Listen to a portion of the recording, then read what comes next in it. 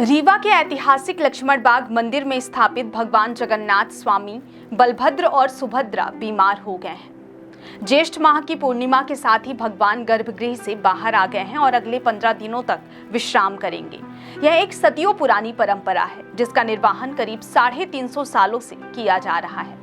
ऐसी मान्यता है कि ज्येष्ठ माह की पूर्णिमा को भगवान जगन्नाथ लू लगने के कारण बीमार हो जाते हैं और उन्हें तेज बुखार आ जाता है।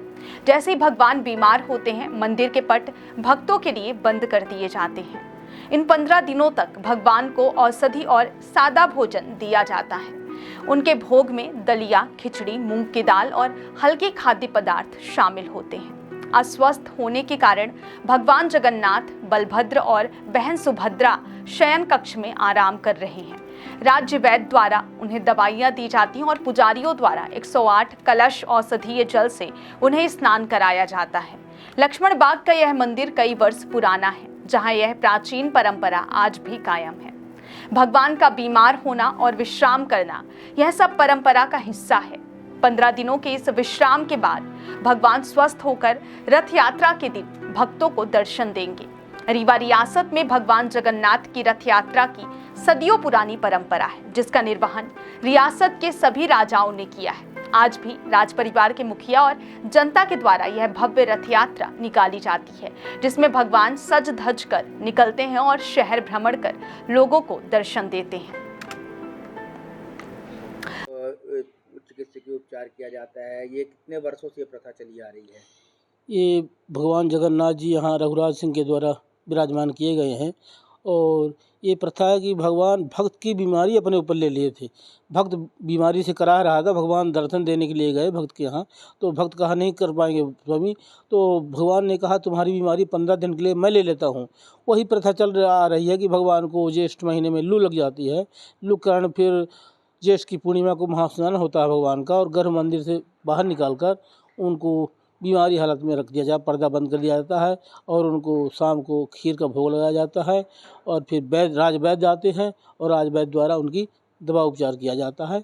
फिर अमावस्या के बिहान भय प्रतिपदा को भगवान स्वस्थ हो जाते हैं और द्विज को सज धज के फिर नगर को दर्शन देने के लिए जाते हैं। नगरवासियों को रथ यात्रा के रथ यात्रा द्विज को ये रथ यात्रा होती है, भगवान नगर को दर्शन देने के लिए जाते हैं।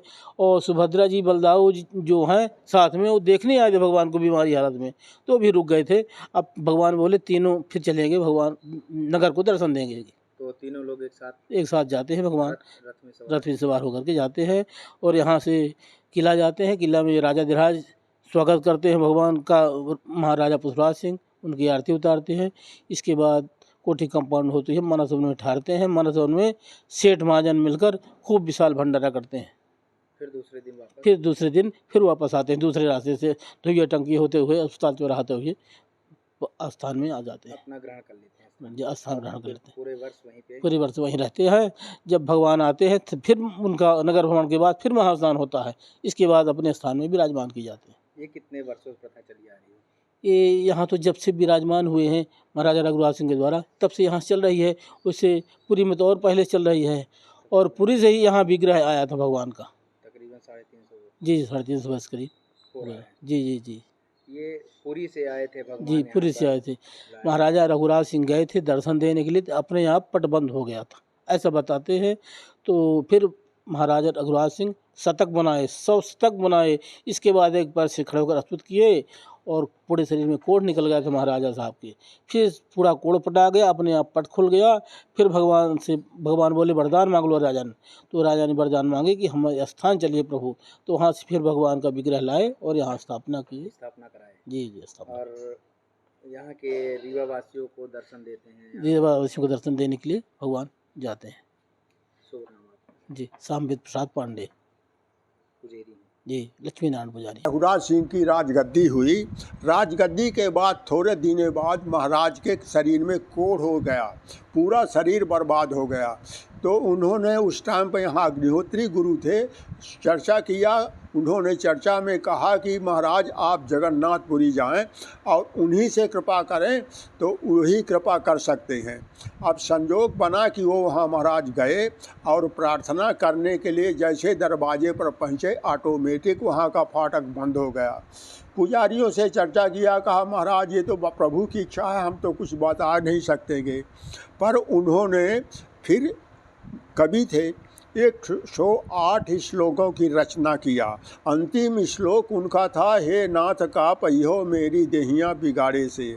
तो प्रभु प्रसन्न हुए, फाटक खुला और वहीं पर फाटक खुलने के बाद, दर्शन के बाद महाराज ने निश्चय किया कि आप मुझ पर कृपा किए हैं, आपको रीवा ले चलेंगे। इसके बाद वो यहाँ आए। आने के बाद भैया महारानी सहित और द्रव्य लेकर गए और वहाँ तुलादान किया। तुलादान का मतलब था एक तरफ महाराज बैठे, एक तरफ सोना रखा गया। उसी सोना से जो है तो ये निर्माण हुआ। अब उस सोना को लेने के लिए महाराज पंडा जो थे नहीं कर दिया। तो राजा ने कहा नहीं महाराज हम इसको पवित्र दान दिया है। तो कहा तो फिर राजा ऐसा करो कि इस दान को बेचो, इस पैसा से आप मंदिरों का निर्माण कराओ। भैया उस सोना बेचा गया और बद्री नारायण से कन्याकुमारी तक 108 मंदिरों का निर्माण हुआ। ये महाराजा रघुराज सिंह के द्वारा। वही समय आया, अब उसी टाइम से ये जब वहाँ से ले आए तो महाराजा रघुराज सिंह अपनी परंपरा के मुताबिक जो है यही जगन्नाथ की मूर्ति को रथ यात्रा में निकालने लगे। वही मूर्ति आज तक बराबर निकाली जाती है।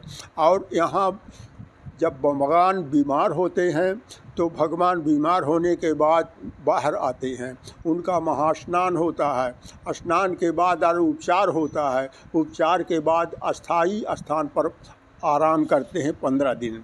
15 दिन के अंदर उनको सुबह से लेकर शाम तक भोजन में सुबह नाश्ता और दोपहर शरबत और शाम के खीर का भोग और बीच में दवाई जो है डॉक्टर करते हैं।